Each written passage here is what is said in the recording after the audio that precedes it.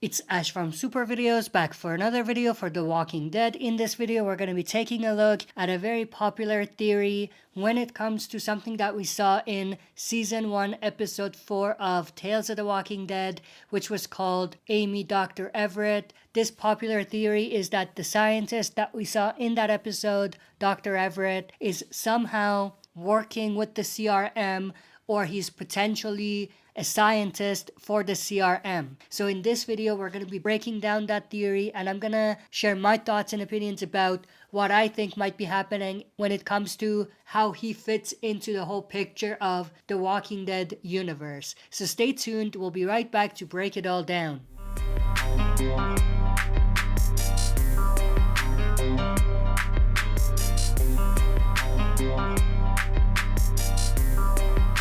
Alright, as always, before we dive into it, smash the like button, subscribe to join our community, and press the bell to be notified when I upload on the channel. With that said, let's dive right into it. So of course, as we saw, Dr. Everett is a pretty clever guy. He's obviously a scientist who is studying the zombies, and he's studying the different migration plans of the zombies, and he's trying to not only study these zombies to understand what they are and how they're different, but also he's trying to use it and trying to kind of analyze the zombies in a way you analyze predators in the wild. There was a bunch of scenes where he compared the Homo mortis, as he called it, or the zombies, to bears, lions, tigers, animals like that. The way that Dr. Everett is studying these zombies is slightly different than the way that the CRM scientists were studying these walkers or zombies, as we saw in the Walking Dead spin-off World Beyond. It appears that Dr. Everett is more concerned with how the zombies fit into the whole picture of the universe now and how we can learn to live with them, where in the case of the scientists of the CRM, they are really trying to study these zombies and analyze their behavior and study the way that they react to certain situations as a means to eradicate the zombies and as a way to cure this whole thing and bring the world closer and closer back to what it was before the zombie outbreak. So as you can see, the difference between what the scientists of the CRM are doing and what Dr. Everett is doing is small, but that small slight difference is very significant because it definitely makes a huge distinction in what these two groups of scientists are really trying to achieve.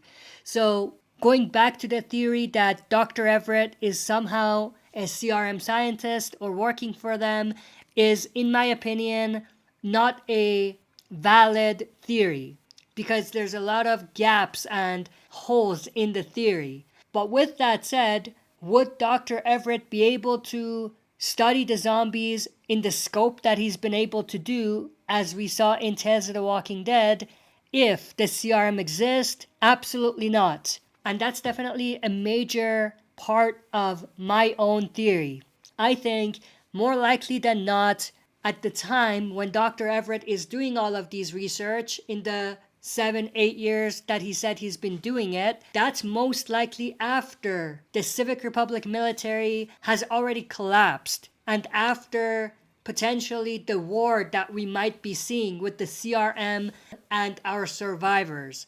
So I think it's extremely likely that at the time when Dr. Everett is doing all of the research and all of his studies, the CRM have been eliminated for quite a long time. And scientists and doctors that were potentially working for the CRM may have either joined Dr. Everett in his efforts or have been kind of putting their attention and their studies in other things, not relating to the zombies necessarily. You know what I mean?